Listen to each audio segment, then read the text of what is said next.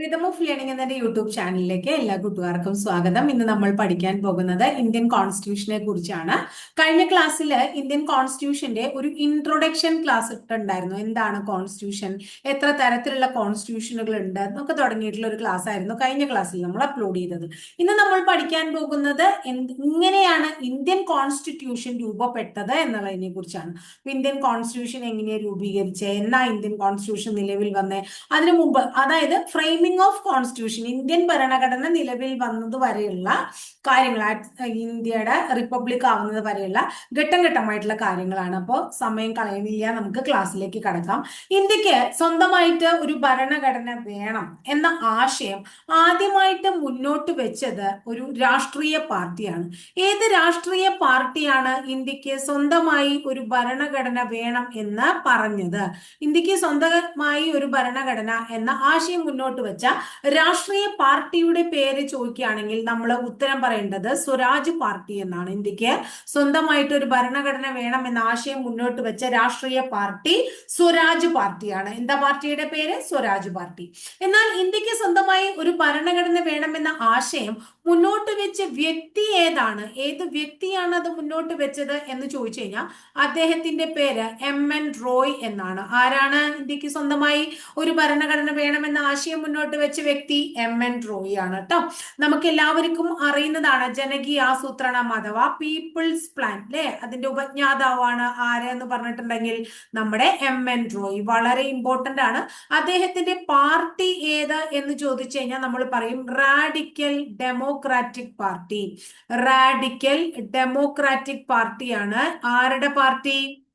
നമ്മുടെ people's പ്ലാന്റെ ഉപജ്ഞാതാവായ MN റോയുടെ party എന്നും കൂടി ഓർത്തു വെക്കുക. വളരെ ഇമ്പോർട്ടന്റ് ആണ് കേട്ടോ. ഇനി അദ്ദേഹം തന്റെ ആശയം മുന്നോട്ട് വെച്ചത് ഒരു പത്രത്തിലൂടെയാണ്. ആ പത്രത്തിന്റെ പേര് എന്താണ്?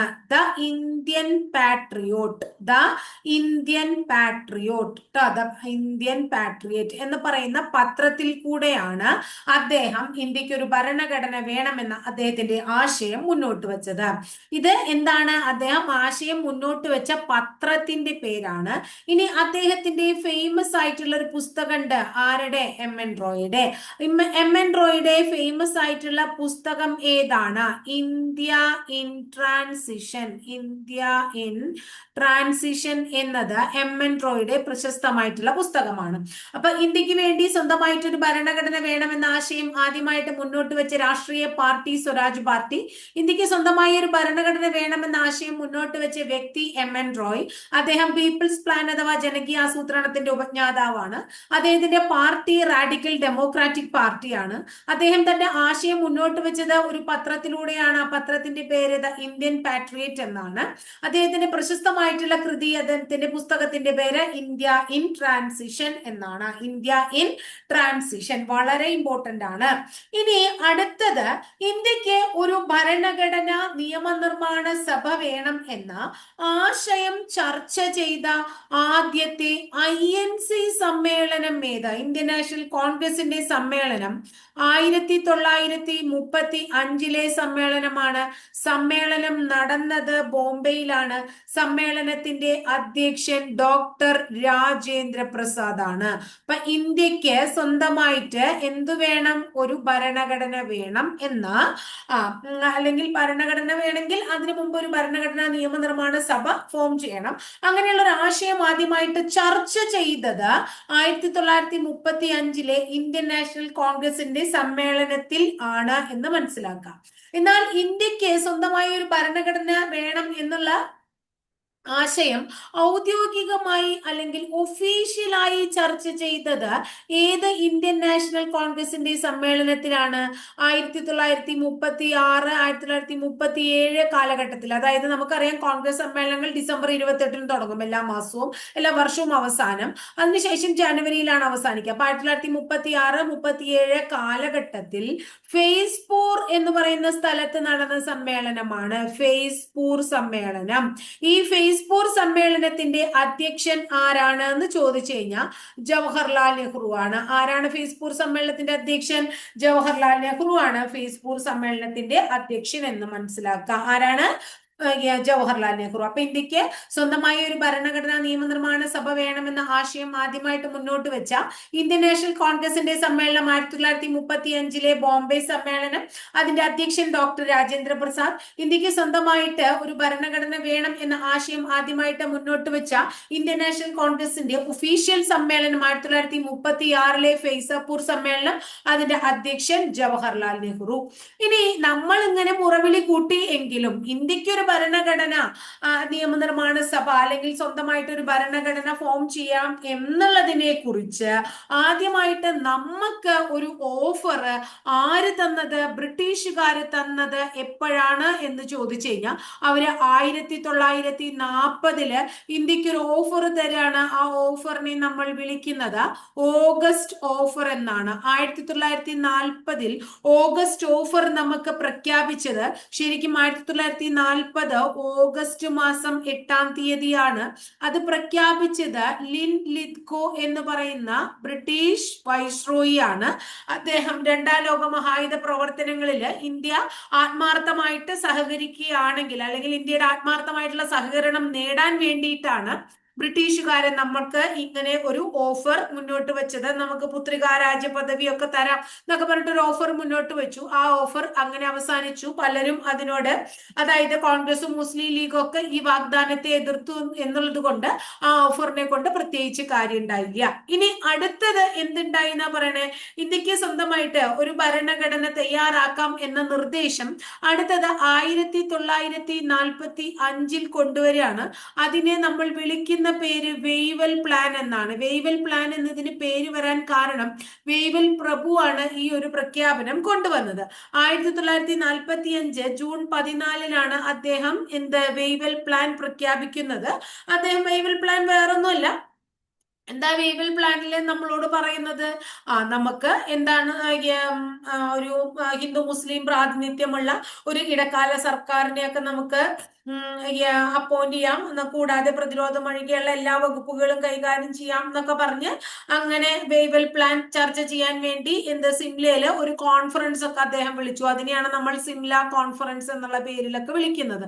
അപ്പൊ ഇത്രയൊക്കെ നടന്നു എങ്കിലും ഇതുകൊണ്ടും പ്രത്യേകിച്ച് ഉപകാരം ഉണ്ടായില്ല എന്ന് മനസ്സിലാക്കുക. അപ്പൊ എപ്പോഴാണ് ഇന്ത്യക്ക് ഒരു ഭരണഘടന എന്ന് പറയുന്ന ആ ഒരു ലെവലിലേക്ക് നമ്മൾ എത്തിയത് എന്ന് ചോദിച്ചാൽ 1946 1946 ഇന്ത്യക്ക് പൂർണ്ണ സ്വാതന്ത്ര്യം നൽകുന്നതിനെ കുറിച്ച് ബ്രിട്ടീഷുകാര് തീരുമാനിച്ചു തുടങ്ങി, അല്ലെങ്കിൽ അവർ അതിനെ കുറിച്ച് ചർച്ച ചെയ്തു തുടങ്ങി. അന്നത്തെ ബ്രിട്ടീഷ് പ്രധാനമന്ത്രി ആരായിരുന്നു അന്നത്തെ ബ്രിട്ടീഷ് പ്രധാനമന്ത്രി എന്ന് നിങ്ങൾക്കറിയോ? അദ്ദേഹത്തിന്റെ പേര് ക്ലെമന്റ് ആറ്റ്ലി എന്നാണ്. Clement Attlee. അപ്പൊ 1946 കാലഘട്ടത്തിൽ അന്നത്തെ ബ്രിട്ടീഷ് പ്രധാനമന്ത്രിയായിരുന്ന ക്ലെമന്റ് ആറ്റ്ലി അദ്ദേഹത്തിന്റെ ഭരണസമിതി അംഗങ്ങളിലെ 3 മന്ത്രിമാരെ എവിടേക്ക് അയക്കുകയാണ്? നമ്മുടെ ഈ ഇന്ത്യയിലേക്ക് അയക്കുകയാണ്. ആ അയക്കുന്ന എന്തിനു വേണ്ടിയിട്ടാണ് അയക്കണേ? ഒരു കമ്മിറ്റി അല്ലെങ്കിൽ കമ്മീഷൻ ഇന്ത്യയിലേക്ക് അയക്കണേ. ഇന്ത്യക്ക് പൂർണ്ണ സ്വാതന്ത്ര്യം നൽകുന്നതിനെ കുറിച്ച് അന്വേഷിക്കുന്നതിനും ആലോചിക്കുന്നതിനും ഇന്ത്യക്കാരോട് ചർച്ച ചെയ്യുന്നതിനും ചർച്ച ചെയ്തതിനു ശേഷം കൃത്യമായിട്ടുള്ള ഒരു തീരുമാനം അറിയിക്കാൻ വേണ്ടിയിട്ട് 3 പേരടങ്ങുന്ന ഒരു കമ്മീഷനെ അയക്കുന്നു. ആ കമ്മീഷനെ വിളിക്കുന്ന പേര് എന്താണ്? ക്യാബിനറ്റ് മിഷൻ എന്നാണ്. അങ്ങനെ 1946 ക്ലെമന്റ് ആറ്റ്ലി ക്യാബിനറ്റ് മിഷനെ ഇന്ത്യയിലേക്ക് അയക്കുന്നു. 1946 മാർച്ച് 23 ക്യാബിനറ്റ് മിഷൻ എവിടെ എത്തുകയാണ്?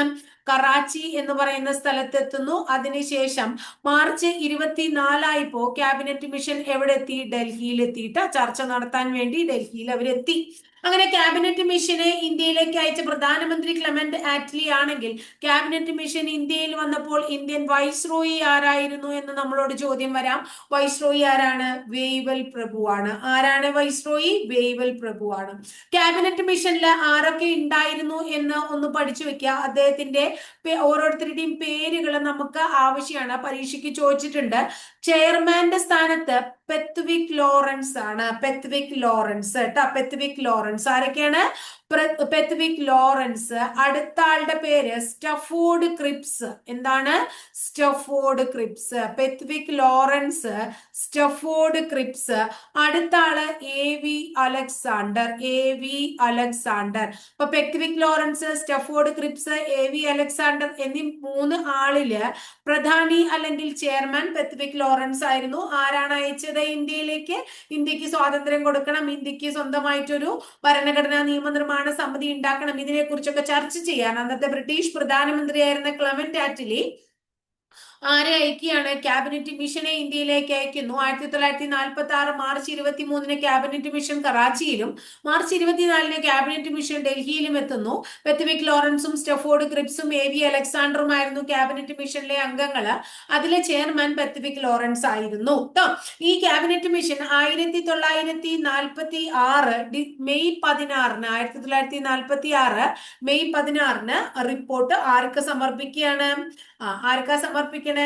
നമ്മുടെ ക്ലെമന്റ് ആറ്റ്ലിക്ക് സമർപ്പിക്കുന്നു. അപ്പൊ ക്ലെമന്റ് ആറ്റ്ലിയെ കുറിച്ച് 1-2 കാര്യം കൂടി നിങ്ങൾ ഓർത്തു വെച്ചോളൂ. ക്ലെമന്റ് ആറ്റ്ലി ഏത് പാർട്ടിക്കാരനാണ് എന്ന് ചോദ്യം വരാം. അദ്ദേഹം ലേബർ പാർട്ടിക്കാരനായിരുന്നു. അല്ലെങ്കിൽ ഇന്ത്യക്ക് സ്വാതന്ത്ര്യം ലഭിക്കുമ്പോ ബ്രിട്ടനിൽ ഏത് പാർട്ടിയാണ് ഭരിച്ചിരുന്നേ എന്ന് ചോദിക്കാം. ഏതാണ്? ലേബർ പാർട്ടിയാണ്. ലേബർ പാർട്ടിയാണ്. ഇനി ഈ ക്ലെമന്റ് ആറ്റ്ലിയുടെ ആത്മകഥയുണ്ട്. അതിന്റെ പേരും കൂടി ഒന്ന് ഓർത്തു വെച്ചാ നല്ലതാണ്. ആസ് ഇറ്റ് ഹാപ്പൻസ് എന്നാണ്. As it happens. എന്താണ്? As it happens. അങ്ങനെ ഇന്ത്യക്ക് സ്വന്തമായി ഒരു ഭരണഘടന രൂപീകരിക്കാൻ കാരണമായിട്ടുള്ള പ്ലാൻ ഏത് എന്ന് നമ്മളോട് ചോദിച്ചാൽ നമ്മൾ പറയും ക്യാബിനറ്റ് മിഷൻ പ്ലാൻ ആണ്. അങ്ങനെ ഇന്ത്യക്ക് സ്വന്തമായി ഒരു ഭരണഘടന രൂപീകരിക്കാൻ ക്യാബിനറ്റ് മിഷന്റെ പ്ലാനോടുകൂടി തീരുമാനമാവാണ്. അങ്ങനെ ഇന്ത്യയുടെ അപ്പൊ അവര് ആദ്യം തന്നെ നമുക്ക് ഭരണഘടന ഉണ്ടാക്കാൻ പറ്റില്ലല്ലോ. അപ്പൊ ഭരണഘടനാ നിയമനിർമ്മാണ സമിതി രൂപീകരിക്കുകയാണ്. അങ്ങനെ ഭരണഘടനാ നിയമനിർമ്മാണ സമിതി രൂപീകരിച്ചതിന് ശേഷം ആ സമിതിയിലെ അംഗങ്ങൾ എല്ലാവരും കൂടി ഒരു ഭരണഘടന എഴുതി തയ്യാറാക്കുകയാണ് ചെയ്യുന്നത്. അങ്ങനെ ഇന്ത്യൻ ഭരണഘടനാ നിയമനിർമ്മാണ സഭ അല്ലെങ്കിൽ ഇന്ത്യയുടെ കോൺസ്റ്റിറ്റ്യൂവന്റ് അസംബ്ലി എന്ന് വിളിക്കുന്ന ആ സംഭവം എന്നാണ് നിലവിൽ വന്നത്? 1946 ഡിസംബർ 6 നിലവിൽ വന്നു. 1946 ഡിസംബർ 6 ഇന്ത്യൻ ഭരണഘടന നിയമനിർമ്മാണ സഭ രൂപീകൃതമാകുന്നത്. 1946 ഡിസംബർ 6 ഈ ഡിസംബർ 6 നമ്മൾ വിശേഷിപ്പിക്കുന്നത് അംബേദ്കർ ദിനം എന്നാണ്. അപ്പൊ അംബേദ്കർ ദിനം എന്നാണ്? ഡിസംബർ 6. 1946 ഡിസംബർ 6 കോൺസ്റ്റിറ്റ്യൂന്റ് അസംബ്ലി നിലവിൽ വന്നു. കോൺസ്റ്റിറ്റ്യൂന്റ് അസംബ്ലിയിൽ എത്ര അംഗങ്ങൾ ഉണ്ടായിരുന്നു? നിയമനിർമ്മാണ സമിതിയിലെ ഭരണഘടനാ നിയമനിർമ്മാണ സമിതിയിലെ അംഗങ്ങൾ 389 അംഗങ്ങളാണ്. 389 അംഗങ്ങളാണ്. അതില് 17 പേര് വനിതകളാണ്. 389 അംഗങ്ങളിൽ 17 പേർ വനിതകളും പ്ലസ് 17 പേർ മലയാളികളുമാണ്. 17 പേർ. അപ്പൊ എത്ര മലയാളികൾ ഉണ്ടായിരുന്നു? 17 മലയാളികൾ ഉണ്ടായിരുന്നു. എത്ര വനിതകൾ ഉണ്ടായിരുന്നു? 17 എന്തുണ്ടായിരുന്നു? മലയാളികളും 17 വനിതകളും ഉണ്ടായിരുന്നു. ഇനി ഈ കോൺസ്റ്റിറ്റ്യൂന്റ് അസംബ്ലിയിൽ നമ്മൾ പറഞ്ഞു എത്ര പേരുണ്ട്? 389 അംഗങ്ങളില് ഇന്ത്യൻ നാട്ടുരാജ്യങ്ങളിൽ നിന്ന് എത്ര പേരുണ്ടായിരുന്നു എന്ന് ചോദിച്ചു കഴിഞ്ഞാൽ 93 പേരും പ്ലസ് ബ്രിട്ടീഷ് ഇന്ത്യൻ പ്രവിശ്യയിൽ നിന്ന് 296 പേരും. അങ്ങനെ കൂടുമ്പോഴാണ് 389 പേരാകുന്നത്. അപ്പൊ കോൺസ്റ്റിറ്റ്യൂന്റ് അസംബ്ലി അല്ലെങ്കിൽ ഇന്ത്യൻ ഭരണഘടനാ നിയമനിർമ്മാണ സഭ 1946 ഡിസംബർ 6 നിലവിൽ വരുന്ന ഭരണഘടനാ നിയമനിർമ്മാണ സമിതിയിലെ അംഗങ്ങൾ 389. 93 അംഗങ്ങൾ നാട്ടുരാജ്യങ്ങളിൽ നിന്നും 296 അംഗങ്ങൾ ബ്രിട്ടീഷ് ഇന്ത്യൻ പ്രവിശ്യയിൽ നിന്നുള്ള അംഗങ്ങളാണ്. അതിൽ 17 വനിതകളുണ്ട്. അതുപോലെ തന്നെ 17 മലയാളികൾ ഉണ്ട് എന്ന് മനസ്സിലാക്കുക. 17 വനിതകളും 17 മലയാളികളും ട്ടോ. ഇനി അടുത്തത് നമ്മൾ മനസ്സിലാക്കേണ്ടത് ഇന്ത്യ വിഭജനം കഴിഞ്ഞപ്പോ കോൺസ്റ്റിറ്റ്യൂന്റ് അസംബ്ലിയിലെ അംഗങ്ങളുടെ എണ്ണം 299 ആയിട്ട് കുറഞ്ഞു എന്ന് മനസ്സിലാക്കുക. വിഭജനത്തിന് ശേഷം വനിതകളുടെ എണ്ണം കുറഞ്ഞു. വനിതകളുടെ എണ്ണം 15 വനിതകളായി മാറി എന്ന് മനസ്സിലാക്കുക. ഈ നമ്പർ ഒന്ന് മുന്നേ കൂട്ടി നിങ്ങൾ പഠിച്ചു വെച്ചോട്ടെ എന്ന് വിചാരിച്ചിട്ടാണ്. ബാക്കി കാര്യങ്ങളൊക്കെ നമുക്ക് വഴിയെ പഠിക്കാം.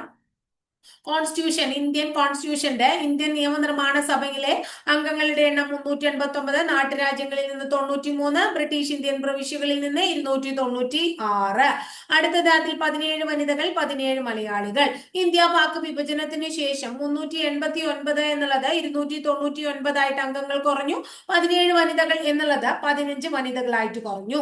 ഇനി അടുത്തത് കോൺസ്റ്റിറ്റ്യൂഷൻ, ഇന്ത്യൻ നിയമനിർമ്മാണ സഭ 1946 ഡിസംബർ 6 നിലവിൽ വന്നു എങ്കിലും അതിന്റെ ആദ്യത്തെ മീറ്റിംഗ് 1946 ഡിസംബർ 9 നടന്നത് എവിടെയാണ് എന്ന് ചോദിച്ചു കഴിഞ്ഞാൽ ഡൽഹിയിലാണ്. ഡൽഹിയിലെ കോൺസ്റ്റിറ്റ്യൂഷണൽ ഹാളിലാണ് എന്ത് നടന്നത്? കോൺസ്റ്റിറ്റ്യൂന്റ് അസംബ്ലിയുടെ ആദ്യത്തെ മീറ്റിംഗ് നടന്നത്. അപ്പൊ കോൺസ്റ്റിറ്റ്യൂന്റ് അസംബ്ലിയുടെ ആദ്യത്തെ മീറ്റിംഗ് നടന്നത് 1946 ഡിസംബർ 9 അത് ഡൽഹിയിലെ കോൺസ്റ്റിറ്റ്യൂഷണൽ ഹാളിലാണ്. ഇന്ന് അത് അറിയപ്പെടുന്നത് ഏത് പേരിലാണ്? പാർലമെന്ററി സെൻട്രൽ ഹാൾ എന്നറിയപ്പെടുന്നു. പാർലമെന്ററി സെൻട്രൽ ഹാൾ ഇന്നറിയപ്പെടുന്ന ഹാളിലാണ് നമ്മുടെ ഇന്ത്യൻ നിയമനിർമ്മാണ സഭയുടെ ആദ്യത്തെ സമ്മേളനം നടന്നത്. ആദ്യത്തെ സമ്മേളനത്തിൽ 207 അംഗങ്ങളാണ് പങ്കെടുത്തത്. ആദ്യത്തെ സമ്മേളനത്തിൽ 207 അംഗങ്ങളായിരുന്നു. അതില് 9 വനിതകൾ ഉണ്ടായിരുന്നു. ആദ്യത്തെ സമ്മേളനത്തിൽ 207 അംഗങ്ങൾ പങ്കെടുത്തു. ആദ്യത്തെ സമ്മേളനത്തിലെ മെമ്പേഴ്സ് 207, അതില് 9 വനിതകളായിരുന്നു. എത്ര പേരായിരുന്നു? 9 വനിതകള്. ഇനി ഈ കോൺസ്റ്റിറ്റ്യൂന്റ് അസംബ്ലിയുടെ താൽക്കാലിക അധ്യക്ഷനാരായിരുന്നു? ഇതൊക്കെ പരീക്ഷയുടെ സ്ഥിരമായിട്ടുള്ള ചോദ്യങ്ങളാണ്. ഡോക്ടർ സച്ചിദാനന്ദ സിൻഹ. ആരാണ്? ഡോക്ടർ സച്ചിദാനന്ദ സിൻഹയാണ് കോൺസ്റ്റിറ്റ്യൂന്റ് അസംബ്ലിയിലെ താൽക്കാലിക അധ്യക്ഷൻ. കോൺസ്റ്റിറ്റ്യൂന്റ് അസംബ്ലിയിലെ താൽക്കാലിക ഉപാധ്യക്ഷൻ ആരായിരുന്നു എന്ന് നമ്മളോട് ചോദിച്ചു കഴിഞ്ഞാൽ അദ്ദേഹത്തിന്റെ പേര് ഫ്രാങ്ക് ആന്റണി എന്നാണ്. ഫ്രാങ്ക് ആന്റണിയാണ് കോൺസ്റ്റിറ്റ്യൂന്റ് അസംബ്ലിയിലെ താൽക്കാലിക ഉപാധ്യക്ഷൻ. ആരാണ് താൽക്കാലിക ഉപാധ്യക്ഷൻ എന്നറിയപ്പെടുന്നത്? ഫ്രാങ്ക് ആന്റണി.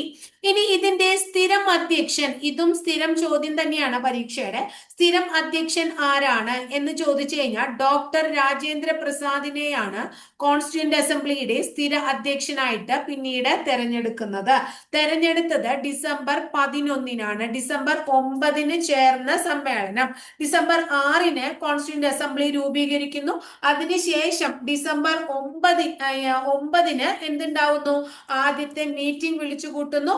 ഡിസംബർ 9 മീറ്റിംഗ് വിളിച്ചു കൂട്ടിയതിന് ശേഷം ഡിസംബർ 11 എന്ത് നടക്കുന്നത് എന്ന് നമ്മൾ മനസ്സിലാക്കേണ്ടത്. 11 നമ്മുടെ സ്ഥിരം അധ്യക്ഷനായി, കോൺസ്റ്റിറ്റ്യൂന്റ് അസംബ്ലിയുടെ സ്ഥിരം അധ്യക്ഷനായി ആരെ തെരഞ്ഞെടുത്തത്? ഡോക്ടർ രാജേന്ദ്ര പ്രസാദിനെ തെരഞ്ഞെടുത്തത് എന്ന് മനസ്സിലാക്കുക. വളരെ ഇമ്പോർട്ടന്റ് ആണ്. ഒരു കാര്യം പോലും ഇതിലത്തെ നമുക്ക് എന്താ പറയാ, ഏതെങ്കിലും ഒന്ന് കുറയ്ക്കണോ ടീച്ചറെ, അല്ലെങ്കിൽ എന്തെങ്കിലും ഒന്ന് കളയണോ എന്ന് ചോദിച്ചാൽ ഒന്നും നമുക്ക് എടുത്ത് കളയാൻ പാകത്തിനുള്ളത് ഇല്ല എന്ന് നമ്മൾ മനസ്സിലാക്കുക. അത്രയും ഇമ്പോർട്ടന്റ് ആയിട്ടുള്ള ചോദ്യങ്ങളാണ് കേട്ടോ. ഇനി അടുത്തത്, ഈ സ്ഥിരം അധ്യക്ഷൻ പോലെ തന്നെ സ്ഥിരം ഉപാധ്യക്ഷന്മാരും ഉണ്ടായിരുന്നു. കോൺസ്റ്റിറ്റ്യൂന്റ് അസംബ്ലിയിലെ സ്ഥിര ഉപാധ്യക്ഷന്മാരാര് എന്നൊക്കെ ചോദിച്ചാൽ അവര് 2 പേരുണ്ട്. ഒരാള് HC മുഖർജി ആയിരുന്നു. ഒരാളുടെ പേര് HC മുഖർജിയാണ്. അടുത്ത ആളുടെ പേര് VT കൃഷ്ണമാചാരിയാണ്. VT കൃഷ്ണമാചാരി. അപ്പൊ 2 ഉപാധ്യക്ഷന്മാരുണ്ടായിരുന്നു. ഒരാള് HC മുഖർജിയും അടുത്ത ആള് VT കൃഷ്ണമാചാരിയുമായിരുന്നു. ഇനി കോൺസ്റ്റിറ്റ്യൂന്റ് അസംബ്ലിയെ ആദ്യമായിട്ട് അഭിസംബോധന ചെയ്തത് ആരാണ് എന്ന് ചോദിച്ചു കഴിഞ്ഞാൽ JB കൃപലാനിയാണ്. ആരാണ്? JB കൃപലാനി. വളരെ ഇമ്പോർട്ടന്റ് ആണ്. ഈ കോൺസ്റ്റിറ്റ്യൂന്റ് അസംബ്ലിയിൽ ഒരു നിയമ ഉപദേശകൻ കൂടി ഉണ്ടായിരുന്നു. കോൺസ്റ്റിറ്റ്യൂന്റ് അസംബ്ലിയിലെ നിയമ ഉപദേശകൻ ആര് എന്ന് ചോദിച്ചു കഴിഞ്ഞാൽ അദ്ദേഹത്തിന്റെ പേര് BN റാവു എന്നാണ്. കോൺസ്റ്റിറ്റ്യൂന്റ് അസംബ്ലിയിലെ നിയമ ഉപദേശകൻ BN റാവു ആണ്. ആരാണ്? BN റാവു. ഇത്രയും കാര്യം ക്ലിയർ ആയില്ലേ? ഇനി നമുക്ക് പഠിക്കാനുള്ളത്, കോൺസ്റ്റിറ്റ്യൂന്റ് അസംബ്ലിയിൽ 17 മലയാളി അംഗങ്ങൾ ഉണ്ടായിരുന്നു എന്ന് നമ്മൾ പറഞ്ഞു. അപ്പൊ മലയാളി അംഗങ്ങളിൽ കുറച്ചു പേര് എവിടെ നിന്നുള്ളവരായിരുന്നു? തിരുവിതാംകൂറിൽ നിന്നുള്ളവരായിരുന്നു. അപ്പൊ തിരുവിതാംകൂർ തിരുവിതാംകൂറിൽ നിന്നുള്ള അംഗങ്ങൾ ആരെല്ലാം എന്ന് നമുക്ക് പഠിച്ചു വെക്കാം. ഒന്ന് പട്ടം താണുപിള്ള, നമുക്ക് എല്ലാവർക്കും അറിയുന്ന ഒരാളാണ് പട്ടം താണുപിള്ള. അടുത്തതും വളരെ ഫേമസ് ആയിട്ടുള്ള ആളാണ് ആർ ശങ്കർ. ആരാണ്? ആർ ശങ്കർ. അടുത്തത് നമുക്ക് പരിചയമുള്ള വേറൊരാളാണ് പി ടി ചാക്കോ. ആരാണ്? P T Chacko. അപ്പോ Pattom Thanu Pillai, R Shankar, P T Chacko. അടുത്തത് ചിലപ്പോ എല്ലാവർക്കും പരിചയം ഉണ്ടാവണമെന്നില്ല. ഒന്ന് പി എസ് നടരാജ പിള്ള. ആരാണ്? പി എസ് നടരാജ പിള്ള എന്ന് പറയുന്ന വ്യക്തിയും. അടുത്തത് കെ എ മുഹമ്മദ് എന്ന് പറയുന്ന ആളും. K A Muhammad, P S Nataraja പിള്ളയും കെ എ മുഹമ്മദും. ഇപ്പൊ എത്ര പേരാണ്? എത്ര പേരാ ഉണ്ടായിരുന്നേ? അതായത് തിരുവിതാംകൂറിൽ നിന്ന് Pattom Thanu Pillai, R Shankar, P T Chacko, P S Nataraja Pillai, K Muhammad, K A Muhammad. അപ്പോ 5 പേര് തിരുവിതാംകൂറിൽ നിന്നുണ്ടായിരുന്നു എന്ന് ഓർത്തു വെക്കുക. തിരുവിതാംകൂറിൽ നിന്ന് 5 പേരുണ്ടായിരുന്നു അല്ലെ. ആരൊക്കെയാണ്? Pattom Thanu Pillai, P S Nataraja Pillai, K A Muhammad, P T Chacko, അതുപോലെ തന്നെ ആർ ശങ്കർ. തിരുവിതാംകൂർ കഴിഞ്ഞ് കഴിഞ്ഞാൽ അടുത്തത് കൊച്ചി. തിരുവിതാംകൂറിനേക്കാൾ പ്രധാനം ഞാൻ കൊച്ചിയാണെന്ന് പറയും. കാരണം കൊച്ചിയിൽ നിന്ന് ഒരേ ഒരു വ്യക്തിയെ ഉണ്ടായിരുന്നുള്ളൂ. അദ്ദേഹത്തിന്റെ പേര് പനമ്പിള്ളി ഗോവിന്ദ മേനോൻ. കൊച്ചിയിൽ നിന്ന് ആരാണ്? പനമ്പിള്ളി ഗോവിന്ദ മേനോൻ. കൊച്ചിയിൽ നിന്ന് പനമ്പിള്ളി ഗോവിന്ദ മേനോൻ. അതുപോലെ തന്നെ അടുത്തതും പ്രധാനമാണ്. യുണൈറ്റഡ് പ്രൊവിൻസിൽ നിന്ന് ഡോക്ടർ ജോൺ മത്തായി. ആരാണ്? Doctor John Mathai. വളരെ ഇമ്പോർട്ടന്റ് ആണ്, പഠിച്ചു വെക്കുക.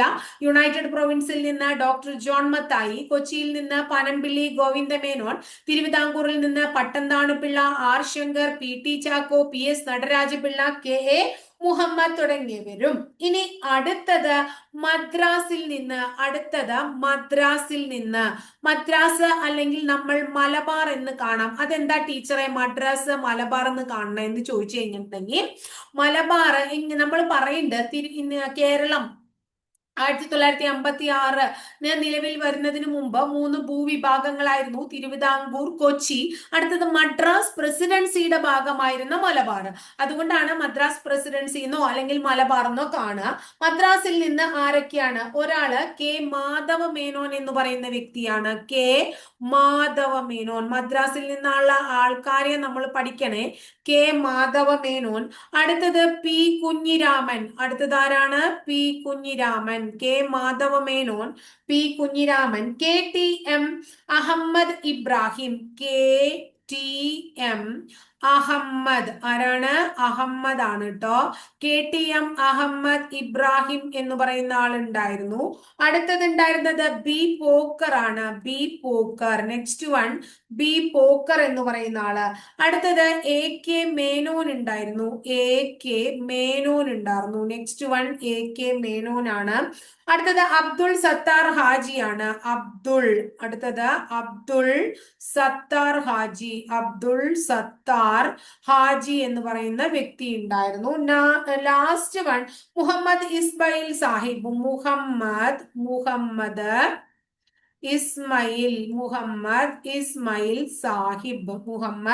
ഇസ്മായിൽ സാഹിബ്. ഇത്രയും ആൾക്കാര് എവിടെ നിന്നുണ്ടായിരുന്നു?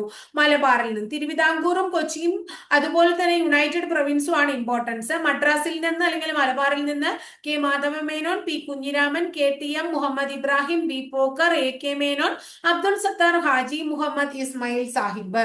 ഇനി നമ്മൾ പറഞ്ഞില്ലേ അടുത്തത് ആരുണ്ടായിരുന്നു? വനിതകൾ ഉണ്ടായിരുന്നു എന്നും കൂടെ പറഞ്ഞു നമ്മൾ അല്ലെ. വനിതകള് ആരൊക്കെയായിരുന്നു? വനിതകള് മലയാളി. ഒന്ന് ആനി മസ്ക്രീൻ. അടുത്തത് Annie Mascarene. Next one Ammu Swaminathan. Annie Mascarene, Ammu Swaminathan. അടുത്തത് ദാക്ഷായണി വേലായുധൻ. ഇത്രയും ലേഡീസ് ഉണ്ടായിരുന്നു. ക്ലിയർ ആയോ? അപ്പൊ 5 പേര് തിരുവിതാംകൂറിൽ നിന്ന്, ഒരാള് കൊച്ചിയിൽ നിന്ന്, ഒരാള് യുണൈറ്റഡ് പ്രൊവിൻസിൽ നിന്ന് അല്ലെ. അപ്പൊ 7 ആയി. 7 ഉം 3 ഉം 10 എന്താണ്? വനിതകള്. പിന്നെ 7 മദ്രാസിൽ നിന്നുള്ള ആൾക്കാർ. അങ്ങനെ മൊത്തം എത്ര പേരാണ്? 17 പേരാണ് മൊത്തത്തില് എവിടെ നിന്നുണ്ടായിരുന്നത്? മലയാളി അംഗങ്ങൾ. അപ്പൊ മലയാളി അംഗങ്ങൾ നോക്കുമ്പോൾ അതിൽ 3 വനിതകളാണ് അല്ലെ. 17 മലയാളികളിൽ 3 വനിതകളാണ്. ആനി മസ്ക്രീൻ, അമ്മു സ്വാമിനാഥൻ, ദാക്ഷായണി വേലായുധൻ. ആനി മസ്ക്രീൻ, അമ്മു സ്വാമിനാഥൻ, ദാക്ഷായണി വേലായുധൻ. ഈ ഭരണഘടനാ നിയമനിർമ്മാണ സമിതിയിലെ ദളിത് വനിത ചോദിച്ചു കഴിഞ്ഞാൽ ദാക്ഷായണി വേലായുധന്റെ പേരാ പറയാ. ദളിത് വനിത ആരാണ്? ദാക്ഷായണി വേലായുധനാണ്. ഭരണഘടനാ നിയമനിർമ്മാണ സമിതിയിലെ അംഗമായ ഏക ദളിത് വനിത ആരാണ്? ദാക്ഷായണി വേലായുധൻ.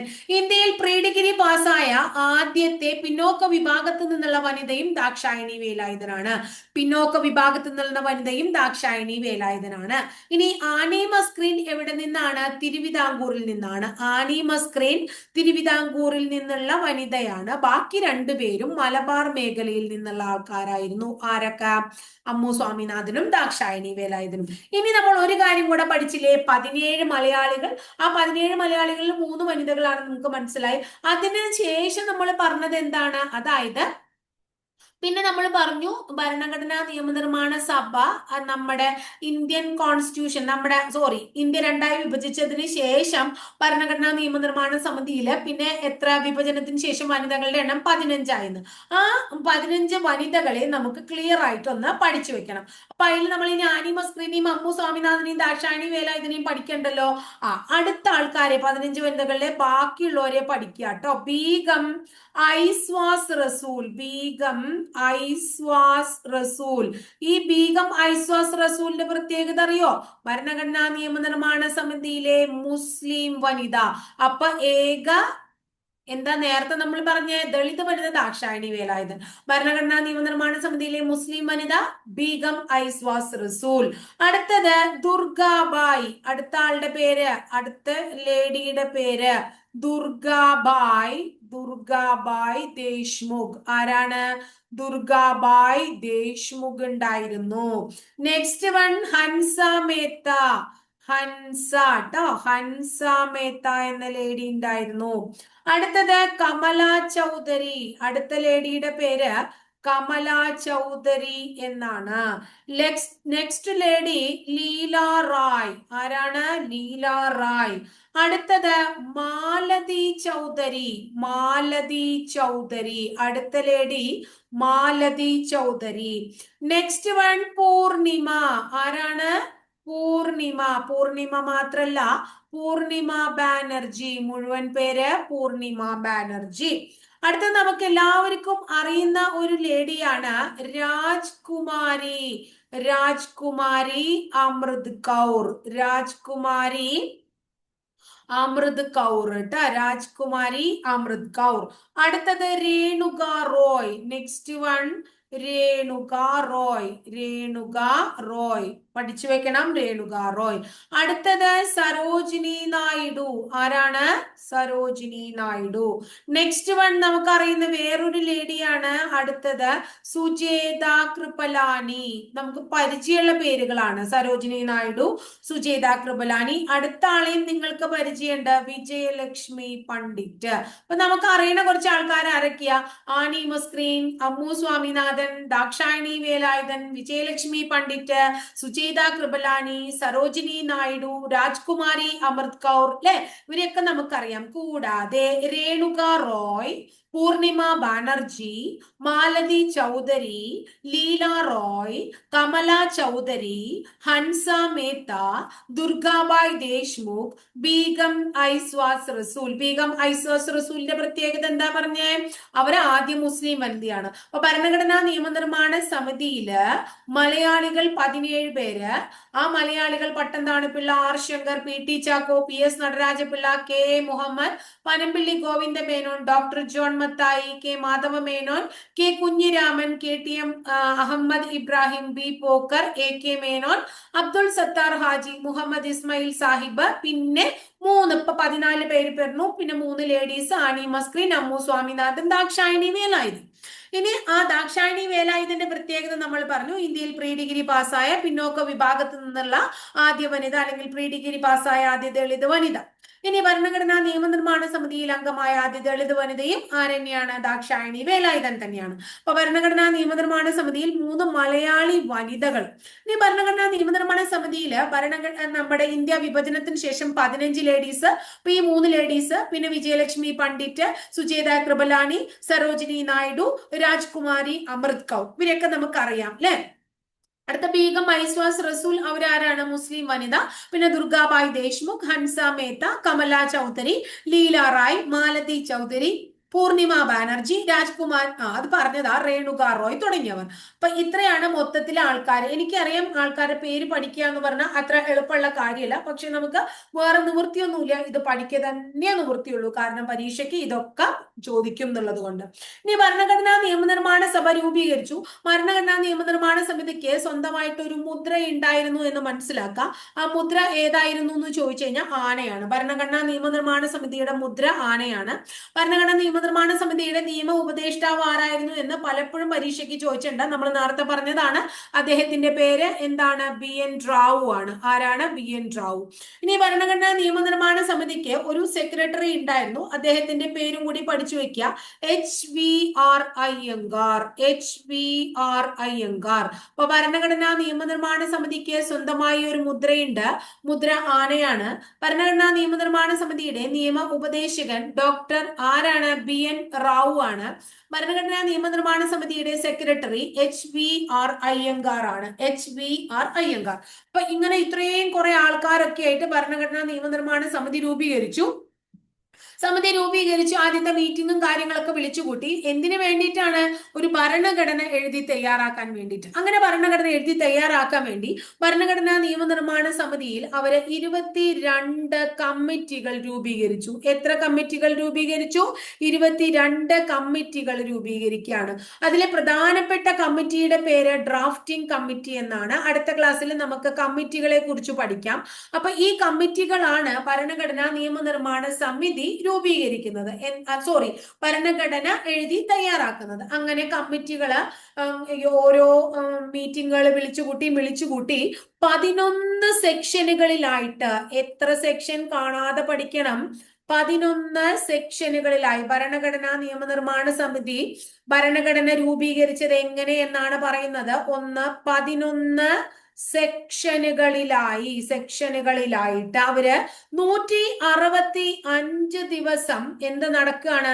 165 ദിവസം ഭരണഘടനാ നിയമനിർമ്മാണ സമിതി സമ്മേളനങ്ങൾ നടക്കുകയാണ്. അങ്ങനെ ഇത്രയും അധികം സമ്മേളനങ്ങൾ നടന്ന് അവര് 2 വർഷം, എത്ര വർഷം? 2 വർഷം 11 മാസം, 2 വർഷം 11 മാസം 17 ദിവസം കൊണ്ട്, 2 വർഷം 11 മാസം 17 ദിവസം കൊണ്ട് ഭരണഘടനാ നിയമനിർമ്മാണ സമിതി ഒരു ഭരണഘടന എഴുതി തയ്യാറാക്കി. ഭരണഘടനാ നിയമനിർമ്മാണ സമിതി ഭരണഘടന എഴുതി തയ്യാറാക്കാനായിട്ട് എടുത്ത സമയം എത്രയാണെന്നാ പറഞ്ഞേ? 2 വർഷം 11 മാസം 17 ദിവസം. ചില ബുക്കുകളില് ഈ 17 ദിവസത്തിന് പകരം 18 ദിവസം കൂടി ഉണ്ട്. രണ്ടും കൂടി എങ്ങനെയായാലും ഒരുമിച്ച് വരില്ല. അങ്ങനെ വെച്ചാൽ ഉത്തരം എന്തായി? ഡിലീറ്റ് ആയി പോയി എന്ന് തന്നെ ഓർപ്പിച്ചോളൂ. അപ്പൊ 2 വർഷം 11 മാസം 17 ദിവസം കൊണ്ട് ഭരണഘടനാ നിയമനിർമ്മാണ സമിതി ഭരണഘടന എഴുതി തയ്യാറാക്കി. അങ്ങനെ ഭരണഘടനയുടെ കയ്യെഴുത്തുപ്രതി, ട്ടോ വളരെ ഇമ്പോർട്ടന്റ് ആണ്. ആ കയ്യെഴുത്തുപ്രതി തയ്യാറാക്കിയത് ആരാണ്? പ്രേം ബിഹാരി നരേൻ. ആരാണ്? നരേൻ. പ്രേം ബിഹാരി നരേൻ റെയ്സാദ. പ്രേം ബിഹാരി റെയ്സാദ എന്ന് പഠിച്ചാലും മതി. പ്രേം ബിഹാരി റെയ്സാദ, ഇദ്ദേഹമാണ് ഭരണഘടനയുടെ കൈയെഴുത്ത് പ്രതി എഴുതി തയ്യാറാക്കിയത്. എന്നാൽ ഭരണഘടനയുടെ ലേ ഔട്ട് തയ്യാറാക്കിയത് ആര് എന്ന് ചോദിച്ചു കഴിഞ്ഞാൽ ഉത്തരം നന്ദലാൽ ബോസ്. ആരാണ്? നന്ദലാൽ ബോസ് ആണ്. ഭരണഘടനയുടെ ലേ ഔട്ട് തയ്യാറാക്കിയത് എന്ന് മനസ്സിലാക്കുക. ക്ലിയർ ആയില്ലേ? അപ്പൊ ഇന്ത്യൻ ഭരണഘടന 2 വർഷം 11 മാസം 17 ദിവസം കൊണ്ട് എഴുതി തയ്യാറാക്കി. അതിന്റെ കൈയെഴുത്ത് പ്രതി തയ്യാറാക്കിയത് പ്രേം ബിഹാരി നരേൻ റെയ്സാദ എന്ന് പറയുന്ന വ്യക്തിയാണ്. ലേ ഔട്ട് എഴുതി തയ്യാറാക്കിയത് ആരാണ്? നന്ദലാൽ ബോസ് ആണ്. നന്ദലാൽ ബോസ്. അങ്ങനെ ഇന്ത്യൻ ഭരണഘടനാ നിയമനിർമ്മാണ സമിതി ഭരണഘടന അംഗീകരിച്ചത് എന്നാണ്.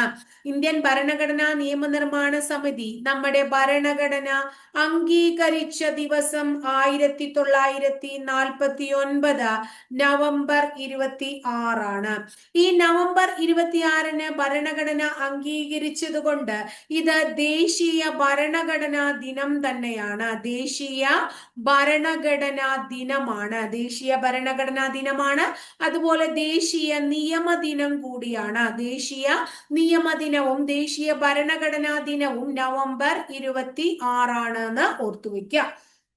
ഇനി കോൺസ്റ്റിറ്റ്യൂന്റ് അസംബ്ലി ഭരണഘടന അംഗീകരിക്കുകയാണ് നവംബർ 26 ചെയ്തത്. കോൺസ്റ്റിറ്റ്യൂന്റ് അസംബ്ലിയിൽ ധാരാളം ആൾക്കാരുണ്ട്. അവരെല്ലാവരും അംഗീകരിച്ചുകൊണ്ട്, അതായത് ഈ ഭരണഘടന അംഗീകരിച്ചു എന്ന് പറഞ്ഞുകൊണ്ട് ഭരണഘടന സൈൻ ചെയ്തത് എന്നാണ് ചോദ്യമെങ്കിൽ 1950 ജാനുവരി 24 അതിൽ 284 അംഗങ്ങളാണ് ഭരണഘടന എന്ത് ചെയ്തിട്ടുള്ളത്, സൈൻ ചെയ്തിട്ടുള്ളത് എന്ന് ഓർത്തു വെക്കുക. സൈൻ ചെയ്തിട്ടുള്ളത് എത്ര പേരാണ്? 284. ഇപ്പൊ ഭരണഘടനാ നിയമനിർമ്മാണ സമിതി ഭരണഘടന 1949 നവംബർ 26 അംഗീകരിച്ചു. 26 ദേശീയ ഭരണഘടനാ ദിനം അല്ലെങ്കിൽ ദേശീയ നിയമദിനം.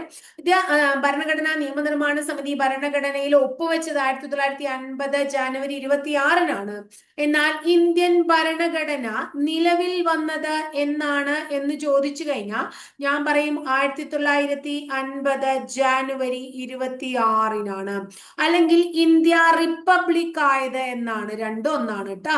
ഇന്ത്യ റിപ്പബ്ലിക് ആയതും ഇന്ത്യൻ ഭരണഘടന നിലവിൽ വന്നതും 1950 ജാനുവരി 26 മറക്കരുത്. 1950 ജാനുവരി 26 കേട്ടോ. ഇത് വളരെ ഇമ്പോർട്ടന്റ് ആണ്.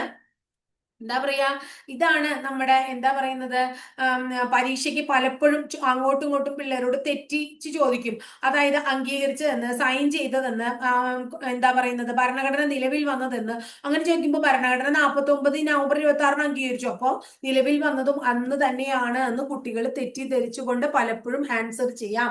അങ്ങനെ ഒരു തെറ്റിദ്ധാരണ ഉണ്ടാവാനായിട്ട് പാടില്ല. ക്ലിയർ ആയില്ലേ? ഇനി അങ്ങനെ ഇന്ത്യൻ ഭരണഘടന നിലവിൽ വന്നു. ഇന്ത്യൻ ഭരണഘടന നിലവിൽ വന്നപ്പോൾ ഇന്ത്യൻ ഭരണഘടനയിൽ 395 ആർട്ടിക്കിൾ അല്ലെങ്കിൽ അനുച്ഛേദങ്ങളും 8 എന്താണ് ഷെഡ്യൂൾ അഥവാ പട്ടികകളും 22 പാർട്ട് അഥവാ ഭാഗങ്ങളുണ്ട്. ഇന്ത്യൻ ഭരണഘടന നിലവിൽ വരുമ്പോൾ 395 ആർട്ടിക്കിള്, 8 ഷെഡ്യൂള്, 22 പാർട്ട്. എന്നാൽ ഇപ്പോൾ ഇന്ത്യൻ ഭരണഘടനയിൽ 470 ആർട്ടിക്കിളും അതുപോലെ തന്നെ 12 പട്ടികകളും 25 പാർട്ടുകളുമാണുള്ളത്. 470, 12, 25, 22, 25ആയി, 8, 12ആയി, 395, 470ആയി. പുതിയ ഓരോ ഭേദഗതി വരുന്നതിനനുസരിച്ച് ആർട്ടിക്കിളുകളുടെ എണ്ണമൊക്കെ മാറിക്കൊണ്ടിരിക്കുന്നുണ്ട്. അപ്പോൾ ഇന്ത്യൻ ഭരണഘടന നിലവിൽ വരുമ്പോൾ അതാണ് ചോദിക്കാൻ സാധ്യത ഏറ്റവും കൂടുതൽ ചോദിക്കാറും. 395 ആർട്ടിക്കിളും 8 ഷെഡ്യൂളും 22 പാർട്ടുകളും. 8 ഷെഡ്യൂളും അടുത്തത് 22 പാർട്ടുകളുമാണ് കേട്ടോ. അപ്പൊ ഇതാണ് വളരെ ഇമ്പോർട്ടന്റ് ആയിട്ടുള്ള ഒരു കാര്യമാണ്. ഇത് പരീക്ഷയ്ക്ക് എപ്പോഴും ചോദിക്കാം. അപ്പൊ ഭരണഘടന നിയമനിർമ്മാണ സമിതി ഭരണഘടന അംഗീകരിച്ചു. അങ്ങനെ എന്താ പറയുന്നത്, ഇന്ത്യ റിപ്പബ്ലിക് ആയി. അതിന്റെ ഒരു ചോദ്യം കൂടി ഉണ്ട്. ഒരു കൺട്രി റിപ്പബ്ലിക് ആവുന്നത് എപ്പോഴാണെന്ന് ഞാൻ കഴിഞ്ഞ ക്ലാസ്സിൽ പറഞ്ഞു അല്ലെ. സ്വന്തമായി ഭരണഘടന ഉണ്ടാവുകയും ആ രാജ്യത്തെ ജനങ്ങളാൽ തിരഞ്ഞെടുക്കപ്പെടുന്ന ഒരു തലവൻ ഉണ്ടാവുകയും ചെയ്യുമ്പോഴാണ് ഒരു രാജ്യം എന്തായി മാറുന്നത്, റിപ്പബ്ലിക് ആവുന്നത്. ഇനി റിപ്പബ്ലിക് ഡേ എന്ന 1900 ജനുവരി 26 എന്നുള്ള ഡേറ്റ് തിരഞ്ഞെടുക്കാൻ കാരണം 1930 ജാനുവരി 26-ന് അല്ലെ ഇന്ത്യൻ നാഷണൽ കോൺഗ്രസ് ഇന്ത്യയുടെ ആദ്യത്തെ സ്വാതന്ത്ര്യ ദിനം ആഘോഷിക്കുകയാണ്. അതിന്റെ ഓർമ്മയ്ക്ക് വേണ്ടിയിട്ടാണ് നമ്മൾ ഇന്ത്യൻ നാഷണൽ കോൺഗ്രസ് പഠിക്കും.